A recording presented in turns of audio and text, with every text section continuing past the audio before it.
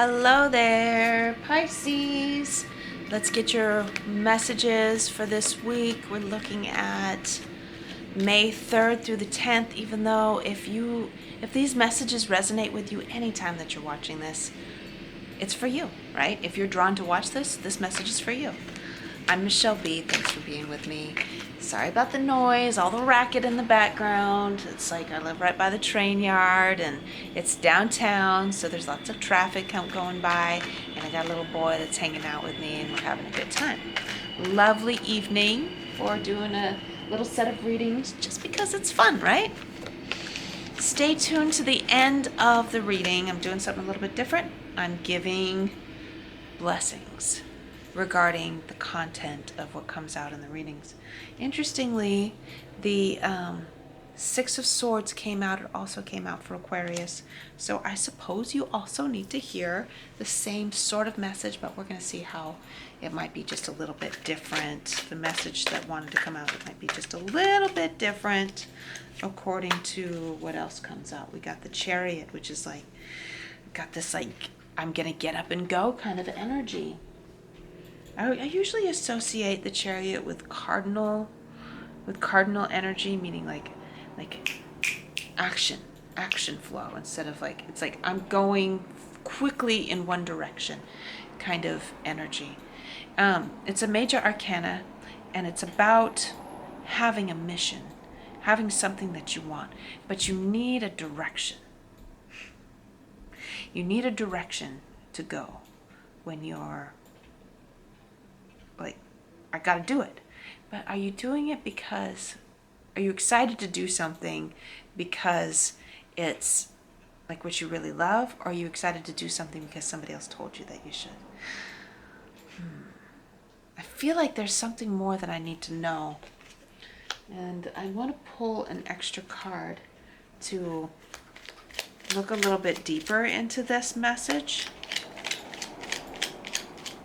Because it's like, it's trying to tell me, I think what the tarot's trying to say, it's like, it's not like a foreshadowing of what's happening this week.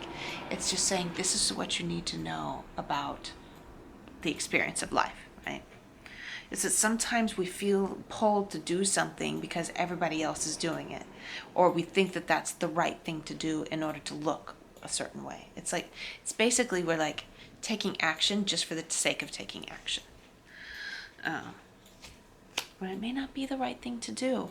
The Queen of Cups also came up in the archetypal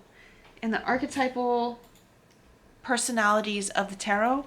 Both of these are representative of Cancerian energy, okay? So like, they're both just going and doing something without really thinking about it ahead of time. So you're being warned not to spin your wheels and not to be emotionally driven in what you're doing. Now, let's listen to our heart for a second. Pull inward and listen to your heart.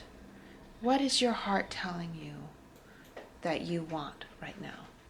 I don't know why I'm telling you all of this, but I feel like that's what needs to be said, okay? So hang in there, Pisces. What is your heart telling you that you need to know? And like the message is coming in. I don't know what that is, but I have a real feeling it has to do with going somewhere. If there's a situation that you're experiencing that it's like, it's rough, it's rocky waters, because in this image, get close, this water's rough and this water's smooth. This coast is dark, this coast is light, right? So like, you're imagining that if you just go, right, and get away from something, that it's going to be better somewhere else. Fundamentally though,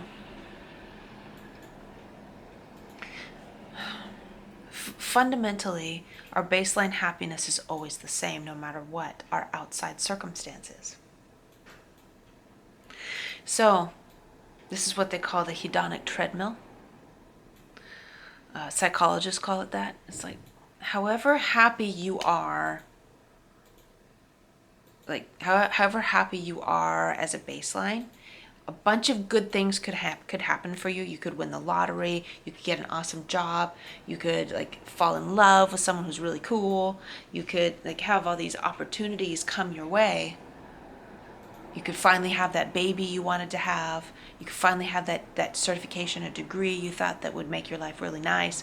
Someday, when I reach this goal, when I get this thing, then I'll be happy.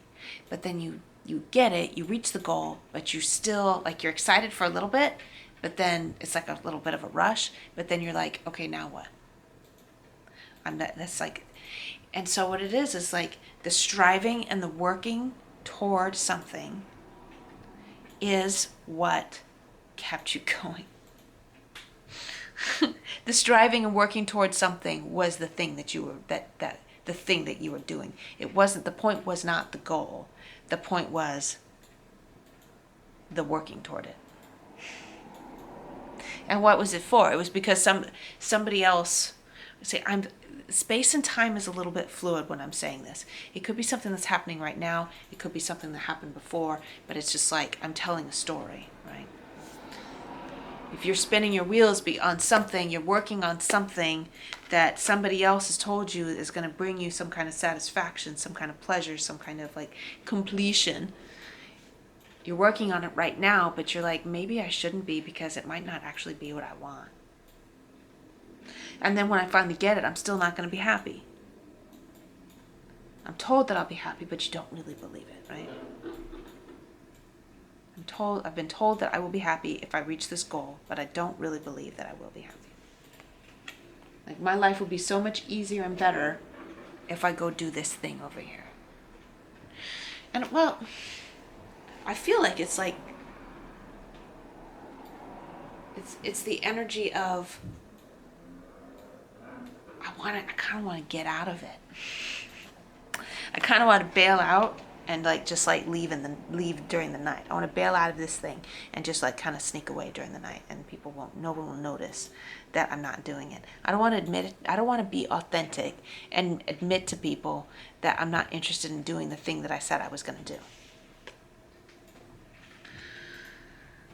But the sense that I'm getting is that they don't actually think that much about what you're doing. They might be like, oh, I thought that was really important to you. And you'll be like, no, well, I guess it wasn't. And they'll go, okay. And it's not going to keep them up at night. They actually don't care that much. And you're just like working on something that you think other people want you to do. And you're realizing like none of it is satisfying you. What do? You suck it up and admit that you don't really want to do it. At first it's like, crap, a little bit disappointing. At first it's a little bit disappointing, and you feel a little bit ashamed, right? At first you feel a little bit ashamed, but then you're like, because that's this person's back is turned, like, oh crap. At first you feel a little bit embarrassed with yourself, but then you're like relieved. And you're like, I could do anything now. And it feels really good. I could do anything with myself now. Now that I've gotten out of doing something that really wasn't for me, that wasn't authentically mine. That was an experience that you needed to have. Or that will be if you're not there yet, that will be the experience that you need to have. Is the experience of finally saying, that's not me, that's not what I want, that's not what I would enjoy. It's a part of growing up, is admitting what is for you and what is not. And being okay with you, even though what's for you is not the same as what's for other people.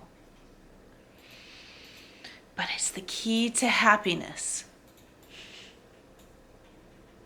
It is the key to happiness. Here you are working on a treadmill of what other people think that is what other people have, like society has said is good for you, so that you can be happy, when really being happy comes down to deciding for yourself what makes you happy. What is it that could really make you happy? It's not necessarily the striving, is it? It's not this. It's not this working hard, working hard, working hard. I think that it's much more like kind of kicking back. Kind of kicking back in your throne and letting other people, not like you want to be lazy, but like letting other people do their share. This guy's the hero. He's doing way more than his share. Whereas this lady's like, nah. How about I just do my share and you do your share and we'll work it out, right? I like that a lot better. Let's do a blessing for you, Pisces. Let's do a blessing for you according to the lessons that we learned in this reading.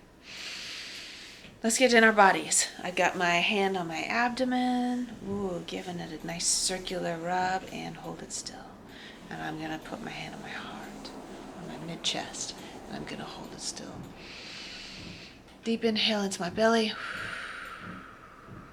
Nice slow exhale. What a grateful life we have now. Blessings are that you know what you want. Okay. I'm going to go get into your body. I trust myself. I trust myself. I know what I want. I know what I need. I am safe to declare what is for me and what is not for me. I love and support myself with what is important to me. I know what gives me pleasure, and I know what I don't want. I am safe. I am secure. I am supported. People love me. People accept me. No matter what I do and don't do, I am loved. I am safe. I am secure. Thank you so much for being here with me today, Pisces. Thank you for accepting and receiving this blessing.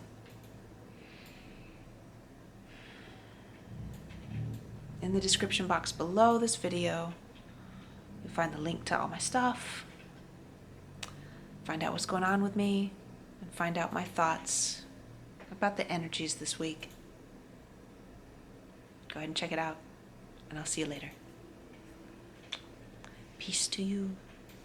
Bye, Pisces.